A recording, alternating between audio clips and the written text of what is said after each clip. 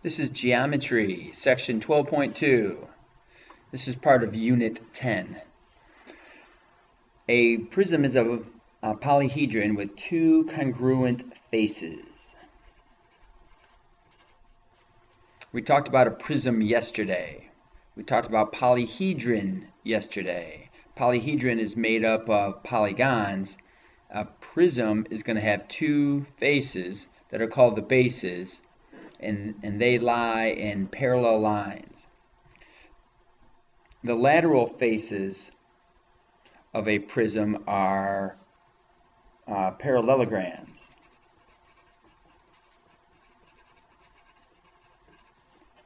Specifically rectangles, formed by connecting the corresponding vertices of the bases. So this is called lateral faces. Lateral faces are the ones that are going between the bases. That does not include the base. Lateral edge of a prism are the segments connecting the corresponding vertices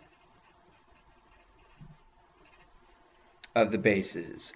So sliding down here and looking at this picture, we see the white rectangle. That would be considered a base. We have an identical one at the bottom. These sides are considered the lateral faces. They are the sides that are connecting the two bases together. Your book has a good picture of that also.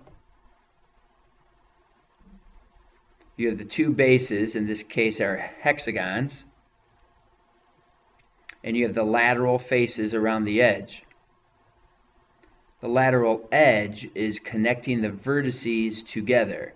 So if your base has 6 vertices, one of the vertices corresponds to one at the bottom, and that's called a lateral edge. It's not the edges that go around the base. That's part of the numbers for the total edges, not the lateral edges. The surface area of a polyhedron is the sum of the area of all of its faces, the lateral and the bases. The lateral area of a polyhedron is the sum of the areas of the lateral faces. So in some cases we'll calculate those separately. A net. We're going to talk about a net and how you can take a box and break it down into a flat surface. A net of a polyhedron is a two-dimensional representation of the faces of a polyhedron.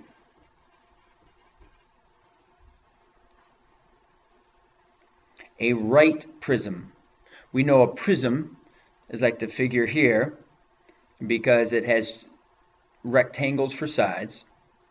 A right prism, each lateral edge is perpendicular to both bases.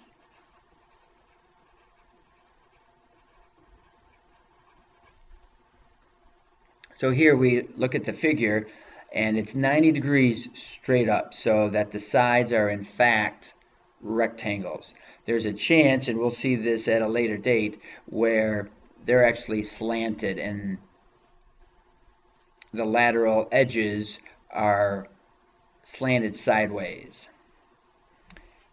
An oblique prism is a prism with lateral edges that are not perpendicular.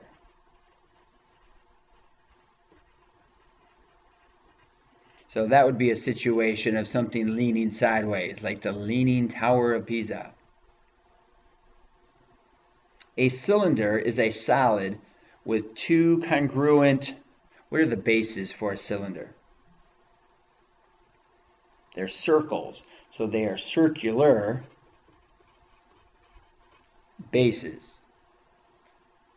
and they lie in parallel planes. And you can also be a right cylinder. That means that you're going to form 90 degrees with the base.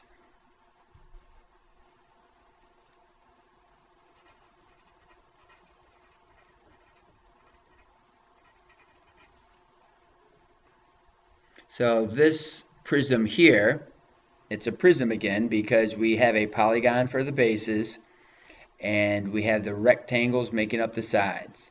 These are polygons, specifically rectangles.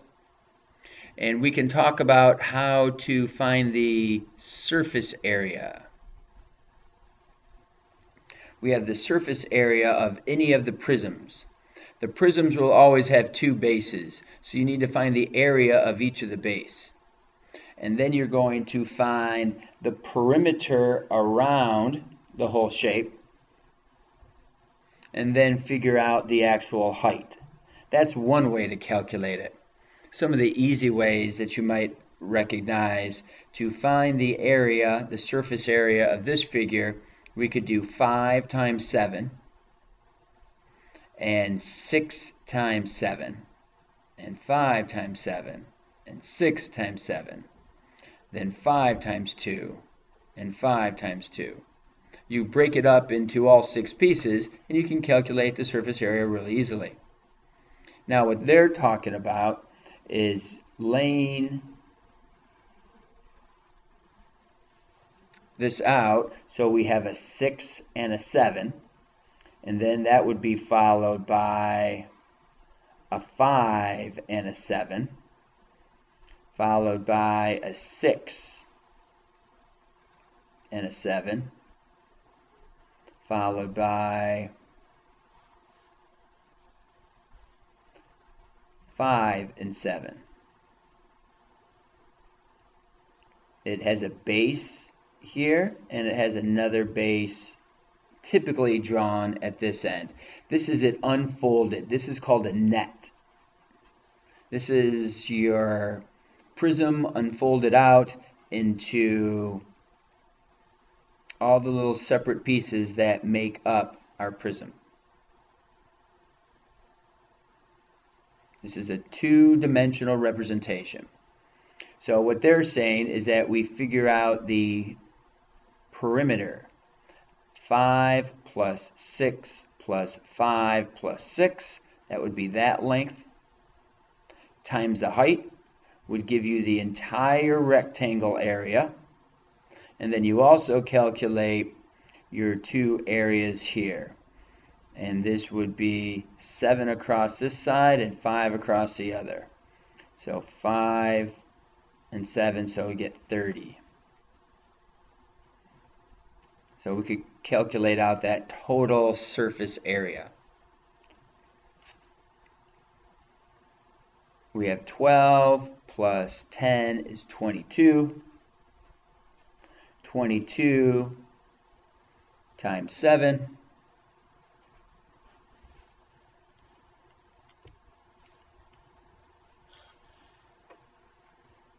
I think I'll get there. 22 times 7.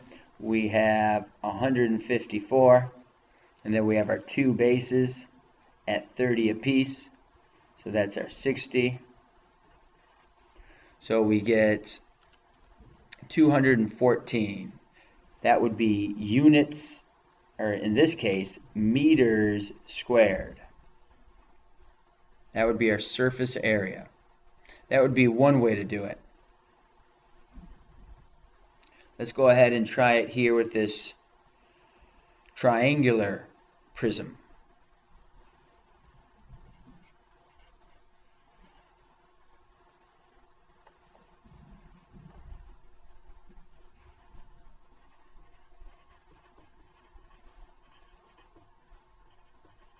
Okay, we know it's a triangular prism because we have triangle for the bases. Those are the two congruent shapes. Then we have rectangles for sides.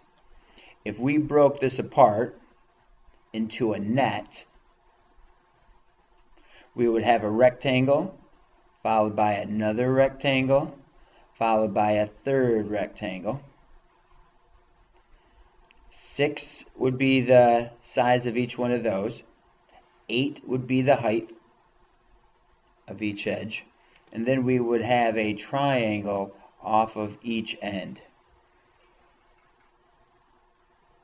So we would get 18 across the bottom times 8.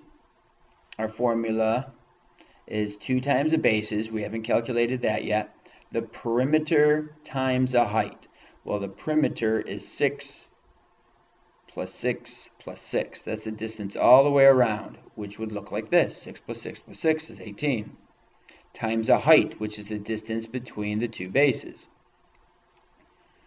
So the surface area is going to equal 2 times the bases plus the perimeter times the height. Well, we haven't calculated the bases yet, but the perimeter we figured out was 18 times the height. So we get 18 times 8, which comes out to be 144. Now we have to figure out the area of the bases. That's going to be a little trickier. Now, what shape is our base? Our base is a triangle with all the sides being a 6.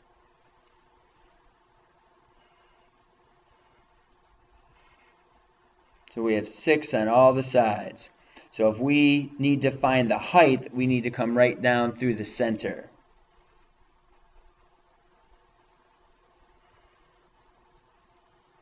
So we have 6 for a hypotenuse. We have 3 for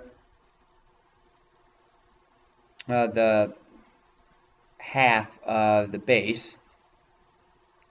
Now, if this was 666, then we know that this is a 60-degree triangle. We could use our special right triangles that calls this short leg times root 3. Or if all you know is the hypotenuse squared equals the leg squared plus the other leg squared. And you could go about it in this fashion.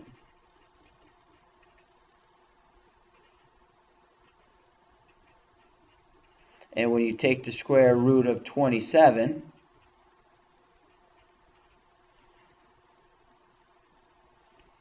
that breaks down into 9 times 3, which is 3 square root 3. So whichever method you like, the special right triangles, which is the short leg times root 3, if it's a 30, 60, 90 triangle. If you don't recognize that, as long as it has a right angle, you can do Pythagorean theorem.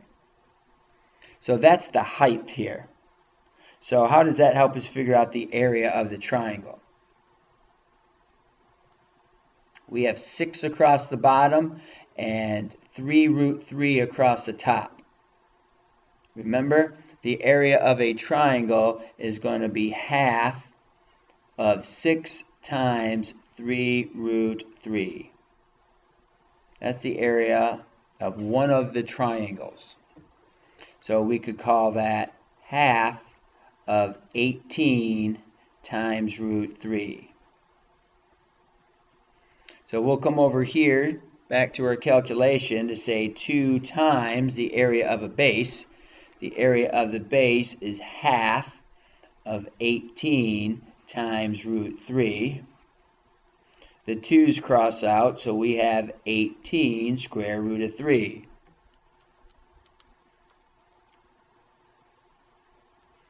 And that's going to come out to a decimal of 3118. And add that to our 144.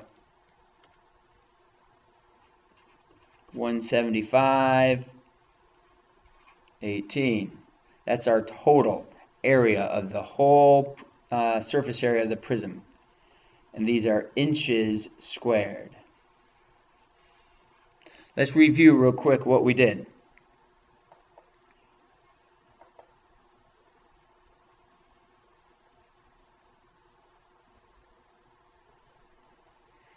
So we either looked at the perimeter around the base, which is 6 on this side, 6 on that side, and 6 back here.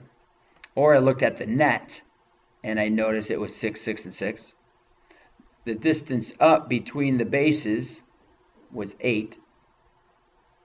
So it's the perimeter times the height. The perimeter is 18 times the height, which was 144. Then I had to find the area of each base. And the base wasn't easy. It was a triangle. So I came over and I drew out my triangle. I figured out the height either by Pythagorean theorem or special right triangles. I doubled that, which crossed out the half, and I figured out my decimals. 175.18 inches squared.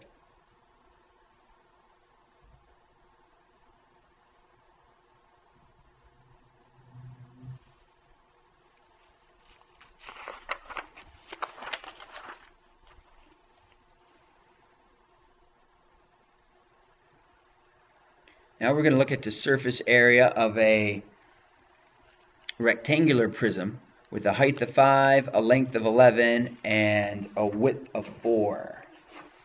So this one doesn't have a picture. It's often easier if you draw your picture. So to draw a prism, first start with one of the sides that you're going to look at. We'll call that a length of 11. Then to start to turn this into a prism, we start looking at the 3D shape and we draw in our parallel lines to each other. Finish off that edge, and that has a height of 5. And we come across, and it's sometimes fun to draw in the dotted lines behind it, and you can see the three-dimensional shape come into contact there. And we got 4 for the width. So 11, 4, and 5 are the different dimensions of this rectangular prism. So we could either break that up into the net. It's a little complicated since they're not all the same. We go 4. I'll do it for you. You have 4 and 11, and then you have 5 and 11, and then 4 and 11, and 5 and 11. That's all the way around. Then you have the bottom and the top, which each of these is going to have a 4 and a 5 making up the edges. So you could come back here if you prefer to say 5 plus 4 plus 5 plus 4 is 18. So that's the surface area equals the perimeter times the height plus the two bases. And it's capital B because it's the area of the two bases. The perimeter is 18, the height is 11. The area of the two bases is 5 times 4. So that comes out to 198 and 40, which is 238. These are feet squared. If you don't like to draw the net, that's fine. If you can use the perimeter and the height, remember, is a distance between the two bases. You would probably call the bases the 5 by 4.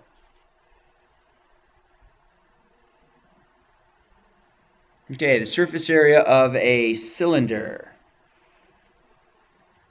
Again, we have our two bases, which are circles, which our circle is pi r squared, and there's 2 of them, so we call it 2 pi r squared.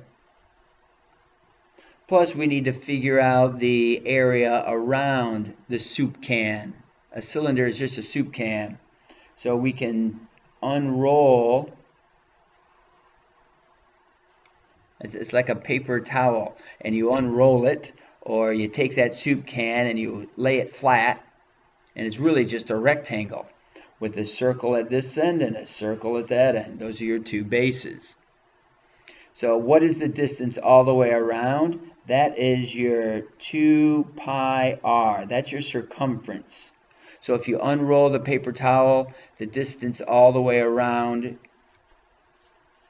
would be the circumference of the end. And then the height, of course, is just the height of the paper towel roll or the soup can or whatever you're working with. So we got 2 pi r times the height. That's our formula. You can either break it into your net, that's what this would be called, or you can think about it with the formula. So we'll come down here and we'll take our formula.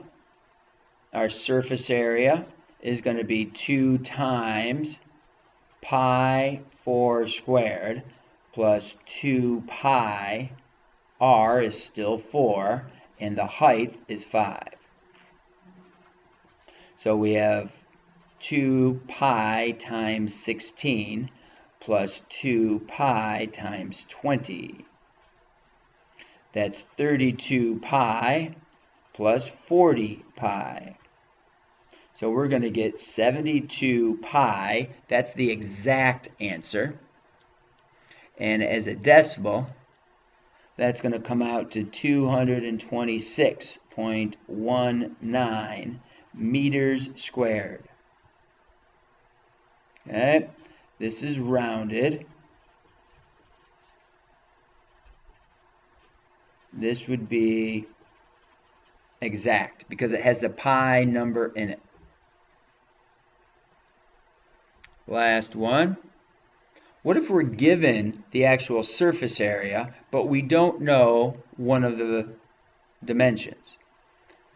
So our surface area is supposed to be 2 pi r squared plus 2 pi r times h. Our surface area is 198.8. We see in the picture that we have 2.8 as our radius. So our radius is 2.8, and what we don't know is our height. What should we do to calculate this out? Take our 198.8 and calculate this value. 2 pi times 2.88, or 2.8 squared, and that comes out to be 7.84.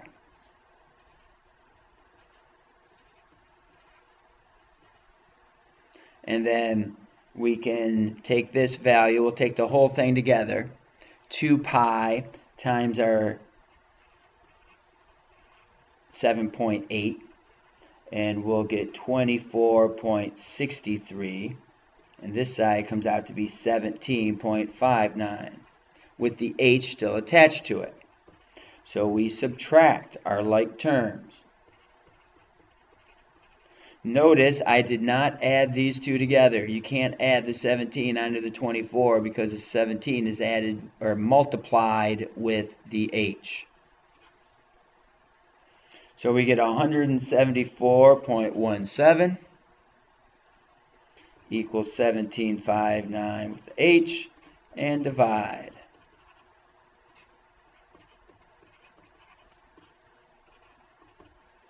So we get 9.9, and these would be millimeters, because those are the units we're using. Again, what did we do? We took our formula for our right cylinder, we plugged in the information we knew, we solved for what we didn't know. We subtracted across, and then we divided to get h by itself. Good luck.